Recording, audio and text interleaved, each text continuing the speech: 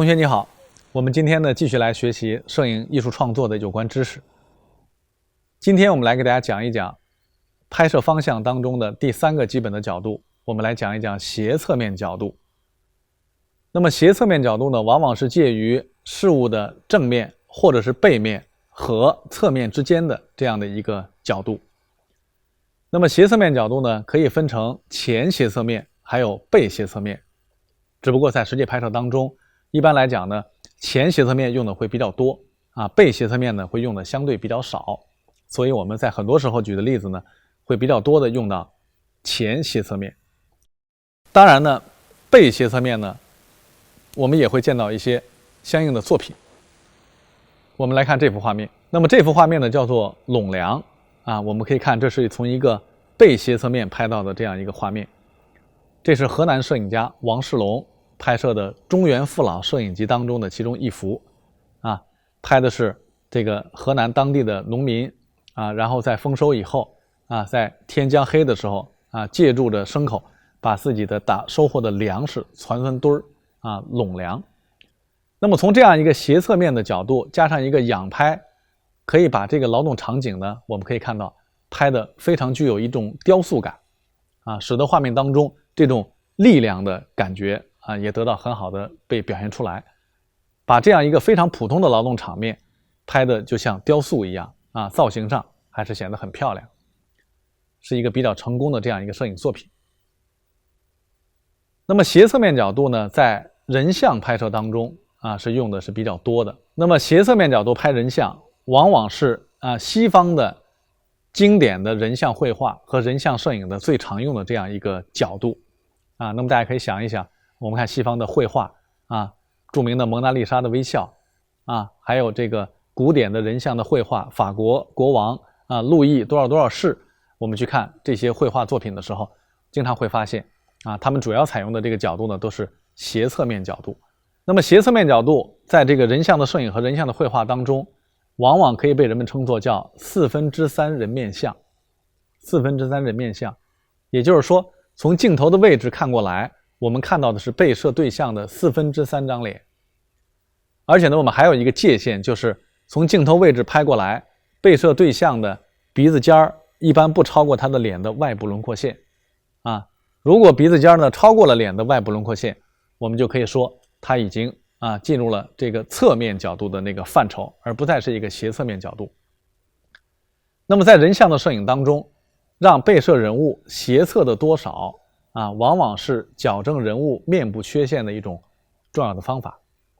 一般来讲，如果一个人他的脸比较宽比较胖，我们就可以让他斜侧的程度大一些，我们可以把它拍得相对显得瘦。反过来呢，如果一个人脸比较窄比较瘦我们可以让他做的相对来讲呢比较正那么可以把一个比较瘦的一个人呢拍得相对比较丰满所以在斜侧面角度，在人像的摄影当中，斜侧面角度的这种度的把握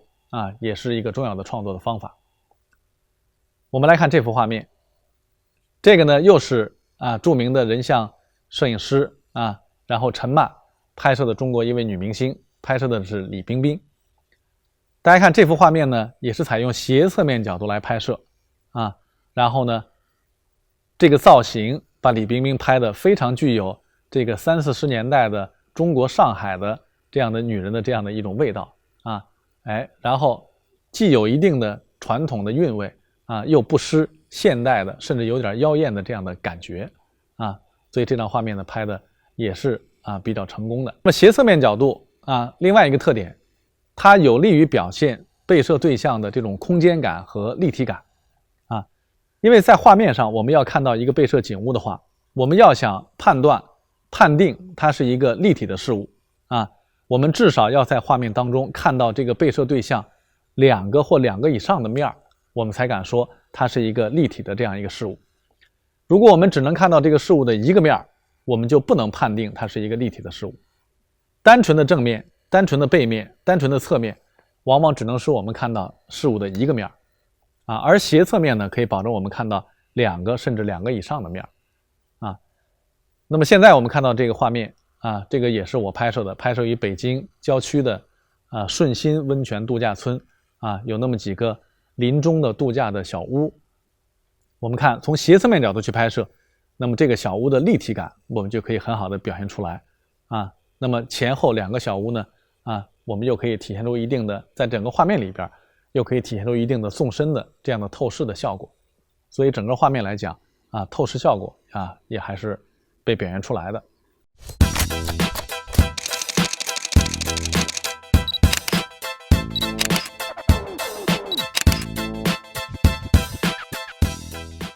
斜侧面角度在图片摄影当中给人的感觉往往是一种处在这个不稳定状态的，处在运动过程当中的这样一个角度。我们看斜侧面角度拍摄的画面的时候，总有一种感觉，我们觉得这个被摄对象要么要向侧面去运动，要么要向正面去运动总而言之，我们觉得斜侧面角度是一个处在运动过程当中的不稳定状态的这样一个角度所以斜侧面角度往往可以给观众带来比较强烈的这种内在的张力或者是一种动势，或者是一种动感。我们来看这幅画面，这幅画面呢拍的这个题目呢叫做上访者上访者。拍摄这个是在文革结束以后在北京前门附近的街头摄影家呢拍到了一个来北京上访的这样一个人物形象。那么在这个画面当中，我们可以看到这个老人穿的破衣烂衫，可以看到他的生活很悲苦然后呢，他的胸前挂满了毛主席的像章可以让我们感受到他的所有的期望挽救他的命运的，拯救他的所有的期望都在毛主席这个身上但是毛主席当时其实已经逝世了也就是说呢，他都在这个毛主席所代表的这个党这个身上。然后呢，这个老人的面部的表情包括眼神儿，大家可以看到非常的复杂里边既有茫然又有痛苦又有希望里边呢还掺着有几分这种失望这种成分在里边所以是一个非常复杂的这样一个人物形象的画面。那么从斜侧面角度去拍摄这个画面，让我们感觉这个人物有比较强的内在的这种动势和动感这个画面呢也成为中国当代纪实摄影的这样一个里程碑式的这样一个作品。那么